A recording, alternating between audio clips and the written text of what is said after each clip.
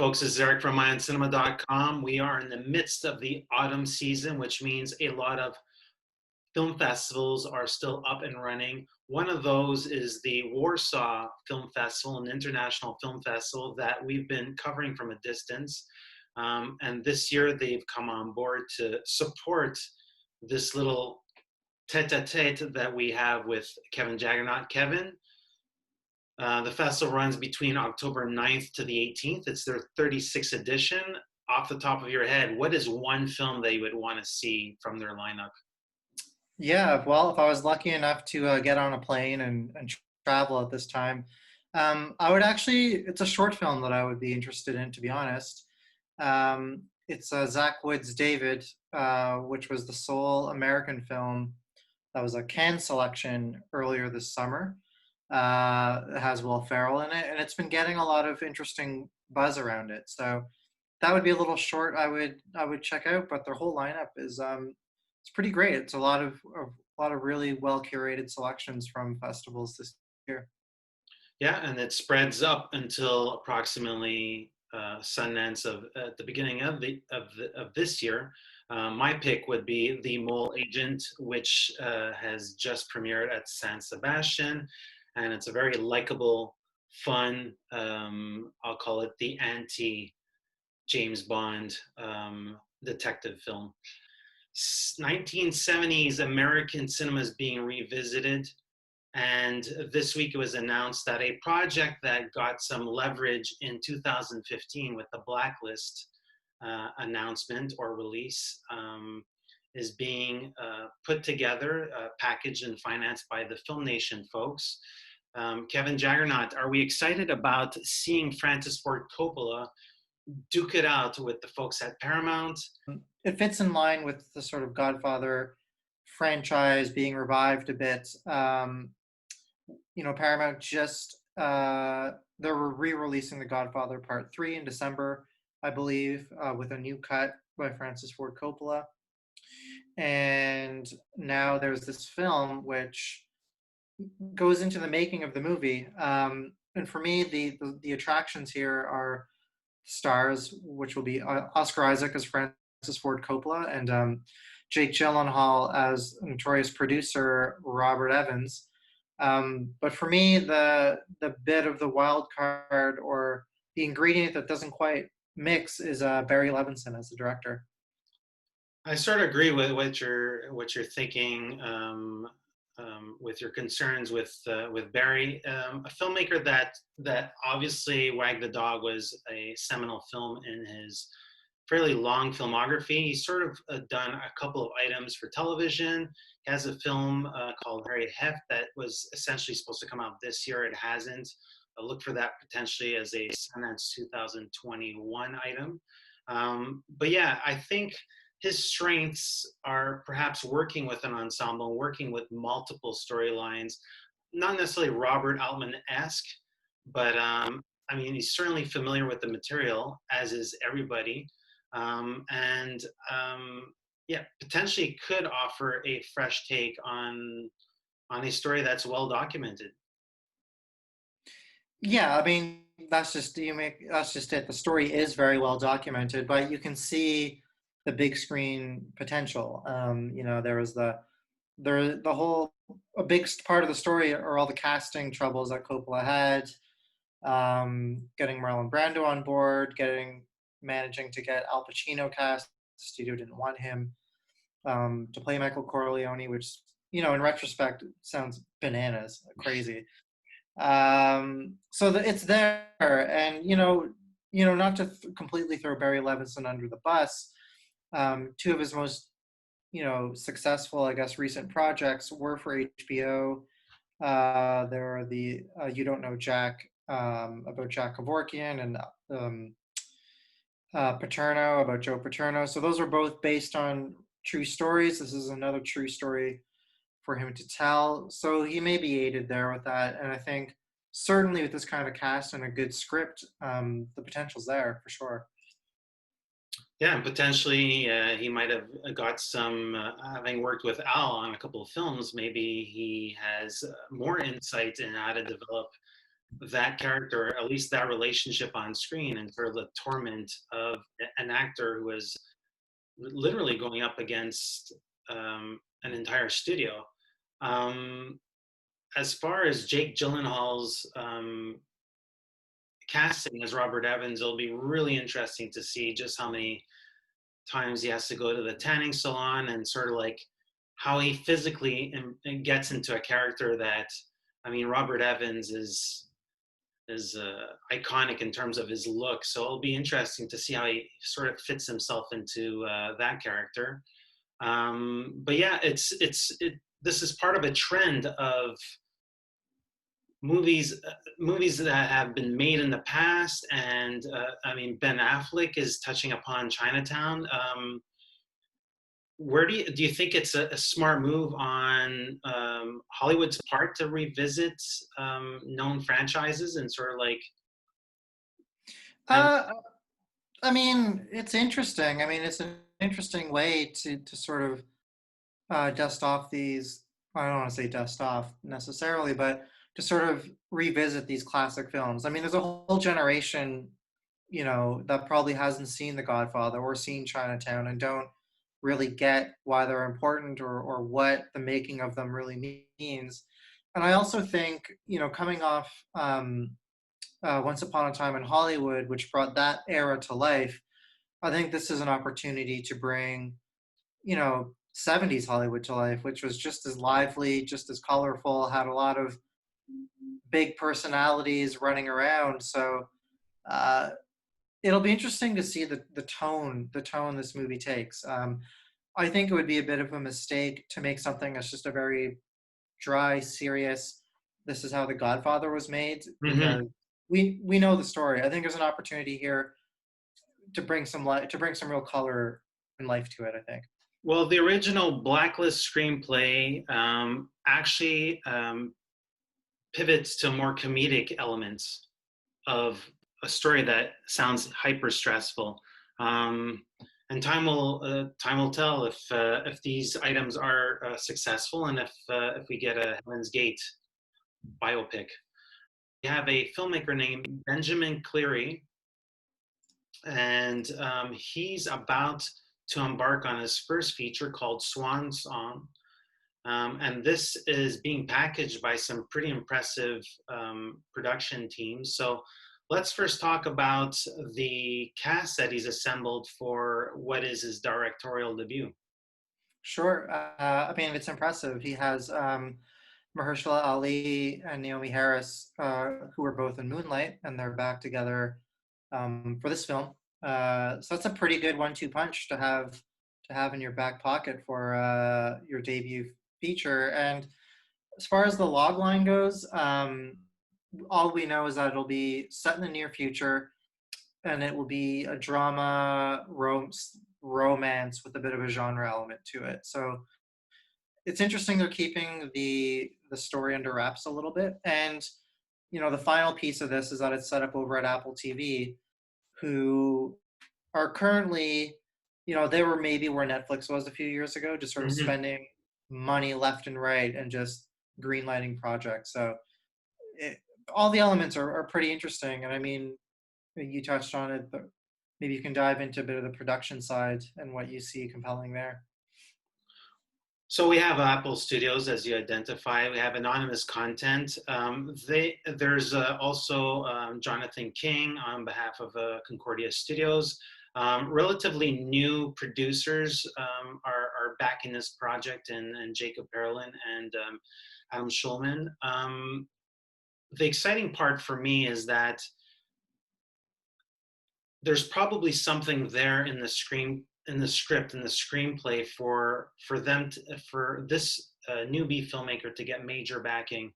Um, the idea is that you want to make a brilliant short film and then somehow lasso your feature film, and get going with your career. However, that's not always the case. Usually, you have to dig down and do 2-3 features before you can get into this game. So there's probably a lot there in terms of ideas, and especially if it's set in the future.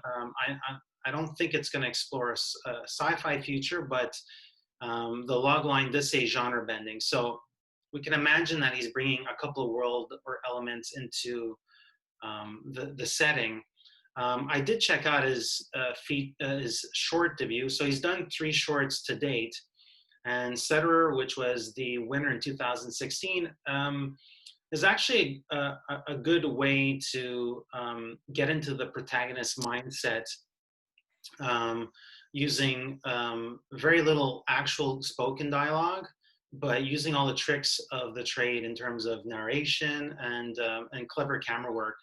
And there is a rapport that he builds between those 2 characters in that film. Essentially, it's about a stutterer who is getting ready for a first date, and all the sort of conflicts that arise before he actually gets that meeting point. And you see an assured hand, and certainly I could see how it wouldn't be. I could see how those worlds sort of like might be similar between the feature and the short. As far as the soulmates in this project, I'm really ecstatic for Ali. He's picking a lot of interesting projects. Of course, Moonlight put him on the map, but he could have easily have fallen and gone directly into the studio system. But here he's still picking and choosing his roles, and it says a lot that about this choice specifically.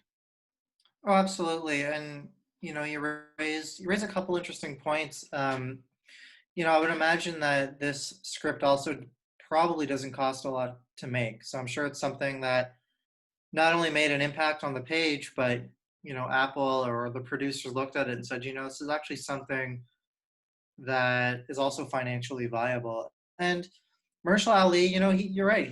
He broke out with Moonlight, and he's been jumping between. He was on Luke Cage, the Marvel series, and he's done like Battle Angel, Alita.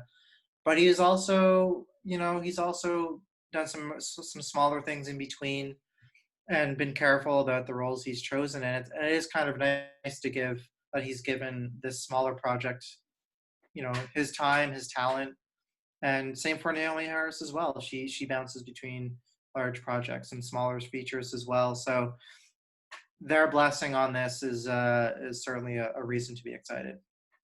Ronnie Spector was part of the Ronettes, one of the premier girl groups of 50s, 60s. And Zendaya being cast in the lead role is very cool. But the story is very interesting too. I mean, this is a talented singer who essentially got into a very abusive relationship with famed music producer Phil Spector, had to fight her way out of that relationship, out of that marriage, rebuild herself, rebuild her life. And she's still a legend. Her music is, like Martin Scorsese has mined, all kinds of Ronette stuff for his films.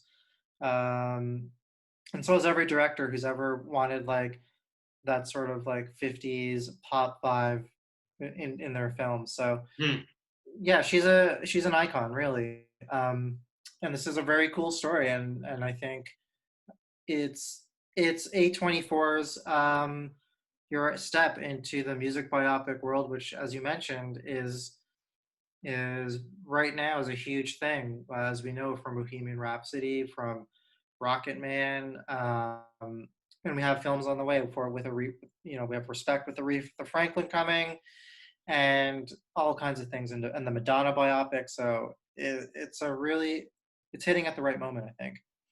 There's a couple of cool elements that I want to underline here. So essentially, it got the blessing from Ronnie herself, and she's going to look at two factions of her life. I'm getting that sense because in the trade news item, she underlines that the younger version is going to be played by Zendaya. So that leads me to believe that there's going to be a before and after phase to this biopic, and um, they landed a Pulitzer Prize winning playwright and Jackie Sibelius Drury, who's going to adapt her very first feature film, I believe. So that's an interesting pick as well. And just by the quick idea of who this person is, she seems to be a very outspoken writer. So I'm quite happy to see that they're going outside of the box and working with somebody who's not necessarily stuck to sort of like screenwriting parameters, if you will. And I am curious to see just how much of the abusive relationship aspect they're going to integrate into here, and how much space or place that Phil Spector would have in such a film. I mean, their lives were essentially intertwined. I mean, he produced her music, so yeah, you can't really have one without the other. So it's going to be, I think, the co-starring role to play Phil Spector will be interesting to see who takes that. Mm-hmm. And yeah, I just think it's a very good story, and the music is, no matter what, the music's going to be great. So we have new Regency that's also backing this project. So there's going to be a couple of drafts written, and of course the actress that we mentioned. Well, she's a producer, so that's why she's part of the early involvement. So this is something that we're going to be seeing a little bit down the line in A24's future. We're talking 2023, perhaps. And a filmmaker that sort of made a strong first feature film and then had issues in parlaying that into a second and third feature was Tony Kaye. And American History X is potentially going to have a sequel, at least perhaps in spirit or tone. I don't expect it to be something that is a pure sequel, meaning that there's an attached storyline, but perhaps Tony Kaye is going to re-examine some issues that are important to him. And there's a really neat collaboration here with an actor that connected with the filmmaker a while back ago, and perhaps it's over a series of long discussions and a decade plus chit chats that we might have a fourth or fifth feature film that's worth noting. Yeah, so Tony Kaye is teaming up with, I'm going to say this hopefully correctly, Djimon Hounsou for African History Y. An interesting title that they're keeping the story under wraps, except the only things we know are that it's a story of tragedy and redemption, and it will apparently be shot in Africa. So a curious project from a filmmaker that I think I'd be safe in saying that we both did not expect to hear anything from anytime soon. You know, as we both know, it was a decade about between American History X and Blackwater Transit, both of which had fractious, troubled productions. He had Detachment, starring Adrian Brody, which kind of came and went without much fanfare, and then he's been pretty quiet since. So it's a bit of a surprise, but certainly anything that references American History X is going to get some attention. Oh, for sure. And I can think back to just how at odds he was with the system. He was a prolific music video filmmaker before he jumped on American History X.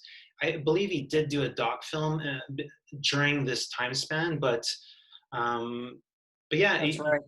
Lake of Fire. That's right. Yeah, he's a filmmaker that is spirited, that is opinionated, who's politicized, and I think that it's one of those stories where projects probably developed and then fell by the wayside, and for a creative artist who's in his late 60s and who hasn't had the fully fledged filmmaking career that a lot of these other folks that we talk about have. Um, yeah, perhaps this is something that on some micro level can be put together. What's your sense about the production team or the producers that are involved with this?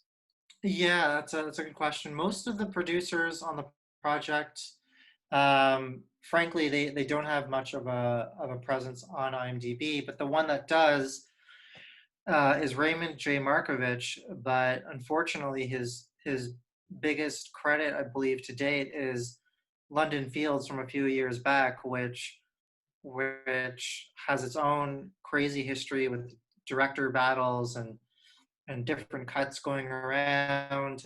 Um, so it'll be interesting to see if this movie, if this is a project that we ever talk about again, or maybe this is the only time we mention it. Well, we certainly hope that that things do pan out. But yeah, it's not going to be an easy production, especially if you're going to a different continent altogether. And so yeah, we'll see what the future holds for African History Y. A filmmaker that got things done while we were all stuck in COVID madness is Ben Wheatley. And so Little White Lies revealed that the filmmaker shot a film while in lockdown. I mean, it was August, so there was certain perimeters put in place, and it's he had tech help availability, but nonetheless, it's refreshing to see this filmmaker, and I don't think we give him enough credit. And he's a filmmaker that I don't think budget concerns are I don't think budgets are a limitation to his work. And he's got a huge film coming out this month on Netflix. But it was a reminder that this filmmaker is actually quite exceptional, and he's not afraid of diving into different genres. And yeah, he's just I'm really. Yeah, I mean, Ben Wheatley, for me, he's kind of like the British Steven Soderbergh almost, in the way that, like, he big budget, small budget, he'll do it. Like, he's just always working. He's always got like 5 scripts in the drawer ready to go. One of his recent films, Happy New Year, Colin Burstead, hasn't even been released in North America as far as I know. Mhm. That came out last year. He's got his big Netflix Rebecca project, and so it's really cool surprise to hear that he has a COVID shot horror film, as he's calling it, in the can.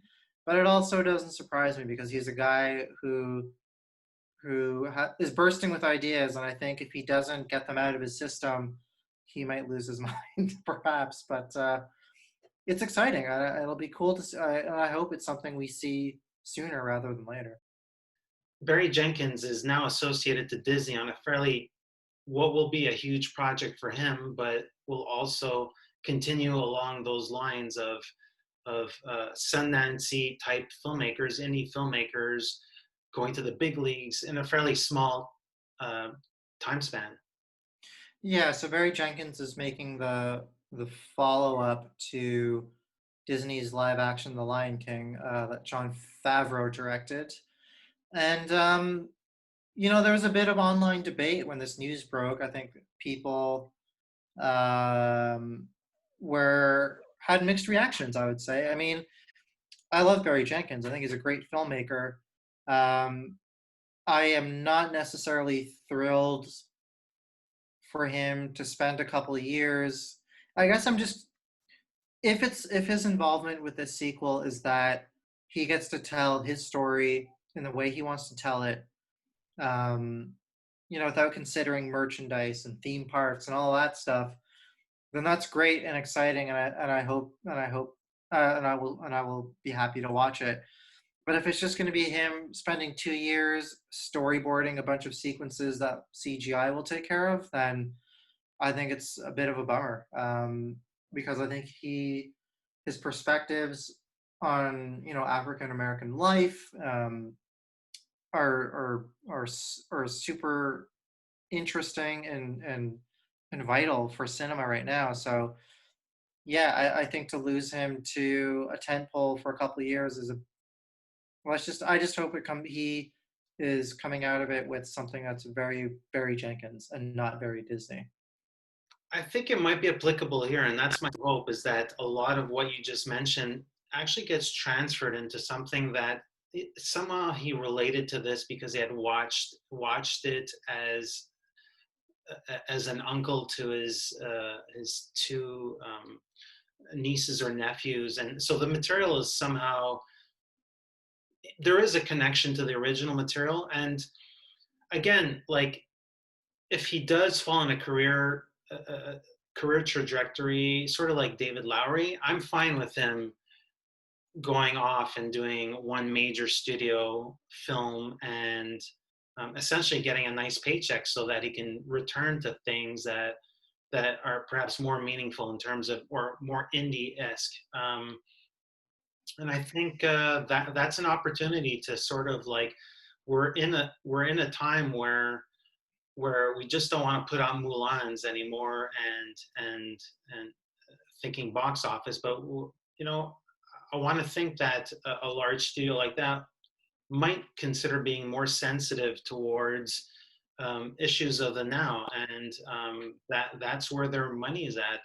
The people that will watch this film or will then go to the theme parks and buy that merchandise. So I think it's in their best interest to sort of like align profitability with a social discourse that's occurring now. And I think Barry is sort of like perhaps the can merge those two worlds together.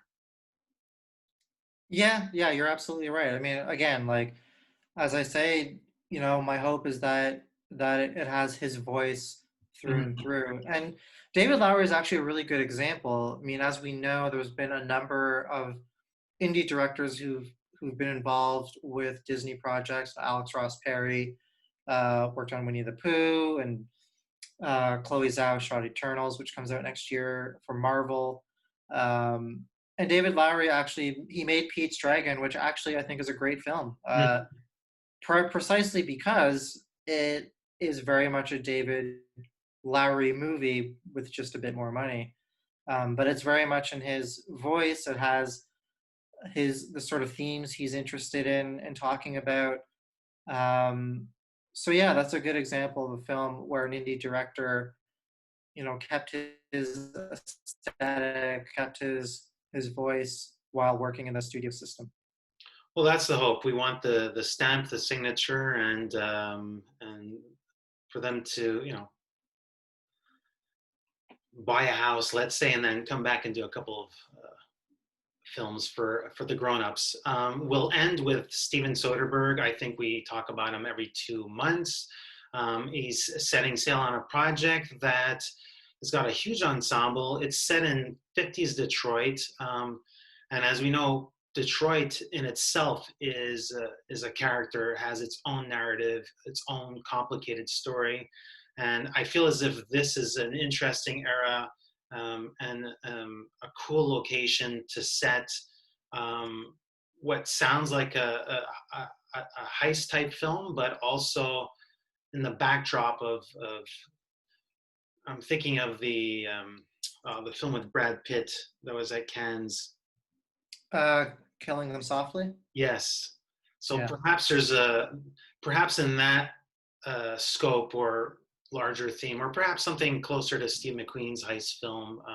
Again, I'm forgetting the title. That was at TIFF a couple of years back. Widows. Yes. So Yeah. perhaps it's something in that wheelhouse. Huge cast. I'll name them just for the benefit of this conversation. So we have some new contributors, uh, some old teammates, if you will, and some new faces. But we have Don Cheadle, Benicio del Toro, David Harbour, Amy Schmitz, Karen Culkin, Brendan Fraser, Noah Jupe from Honey Boy, Bill Duke Frankie Shaw from Smilf, and Julia Fox from Uncut Gems. So again, a true ensemble team, and a lot of people coming in with their attitudes, let's say. Yeah, I mean, we talked about we yeah, I feel like we talk about Steven Soderbergh maybe not every 2 months, every 2 weeks. He's always got something going. And I think he did an interview recently where he said like during this pandemic he's written 3 scripts and he's been editing his ongoing revisit of Kafka. So this project was scheduled originally to shoot before the pandemic. It got shut down. And you bring up a good point about Detroit, which has had a long, complicated history of riots and racial disharmony. And the city itself, you're right, is very much a character. It's a city that has a lot of class divides and things like that. And yeah, even just the look of it, like I'm very curious to see how he shoots it because it's bringing to mind actually Only Lovers Left Alive, where Jim Jarmusch really found the more industrial sort of I guess haunted parts of the city. I'm kind of curious how Steven Soderbergh will shoot this city and what aspects of it he'll want to bring to the screen. So No Sudden Move just went into production. It's formerly called Kill Switch. I'm not really sure of how the titles reference the narrative or the screenplay. But yeah, I'm curious to see if we compare it to something that like the Catherine Bigelow film. Like I'm curious to see where it's going to fall in that timeline. But yeah, something to look out for in 2021. And of course, he's got another project that we're going to end up seeing a little bit after that. So yeah, really busy filmmaker and quite the team. And I forgot to mention Ray Liotta and John Hamm are also part of the project. So yeah, just a huge ensemble and something to look forward to. Absolutely. And an inspiration to keep busy during the pandemic. Like us. Take care, folks. Have a good one. I'm Eric Lavallée. I'm editor-in-chief and site owner for IONCINEMA.com. And this is Kevin Jagernauth, contributing writer for the playlist. And together we are IndieSponge.